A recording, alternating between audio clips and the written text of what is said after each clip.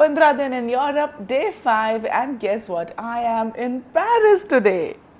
Obviously मैंने अपना दिन शुरू किया आईफिल टावर से और वहाँ पहुँचते ही I cried, I got so emotional. I really couldn't believe कि मैं अपने खुद के पैसों से अकेले यहाँ तक आ गई हूँ.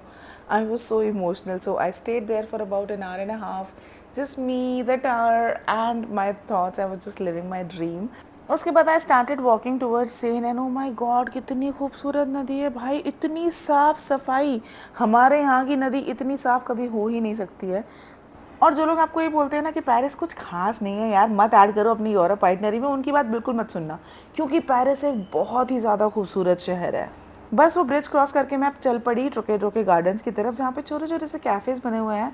बहुत प्यारा सा म्यूज़िक चल रहा था वहाँ पर और बढ़िया सी खुशबू आ रही थी किसकी, मल्ड वाइन की, क्योंकि वहाँ मेरे सामने उबल रही थी wine.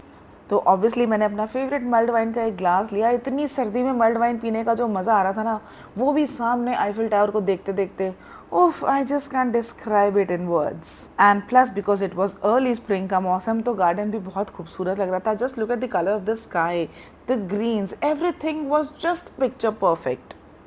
Then I walked towards Trocadero. वहाँ पर मैंने थोड़ा टाइम स्पेंड किया. वहाँ पे बहुत सारे लोग फ़ोटोज़ खिंचवा रहे थे, क्योंकि यहाँ से आईफिल टावर का एक बहुत ही क्लियर व्यू आपको मिलता है. सो थोड़ी देर ट्रोकेड्रो पे टाइम स्पेंड करने के बाद मैं वहाँ से चली गई रिपब्लिक, विच इज़ पेरिस का सिटी सेंटर. यहाँ का आइकॉनिक स्टैचू ऑफ मैरियन मुझे काफ़ी पसंद आया.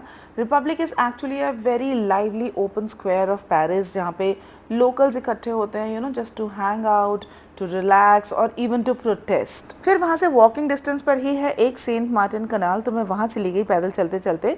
It is again a spot for local people to hang out. यहाँ पे काफ़ी शांति थी because it's not a popular tourist spot, it's just a very peaceful and serene canal, जहाँ पे लोकल्स आते हैं हैंग आउट करने के लिए या रिलैक्स करने के लिए.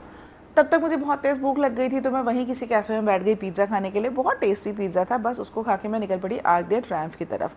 It was the golden hour and oh my god, Paris was looking so pretty in this golden hour. मैं फिर से थोड़ी देर रिपब्लिक पे रुक गई पेरिस की बिल्डिंग्स को निहारने के लिए. एंड देन आ गई अचानक से तेज़ बारिश एंड ओ माय गॉड, बारिश आते ही बहुत तेज़ ठंड बढ़ गई थी.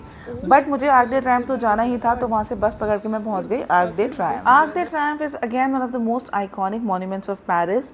It is built to honor those who fought and died for France. It is a very powerful symbol of strength and unity.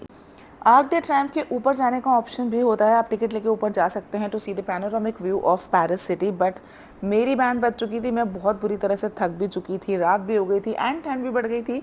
So I decided to call it a day and that was my day 5 in Europe. Thank you so much for watching. See you soon in my next one.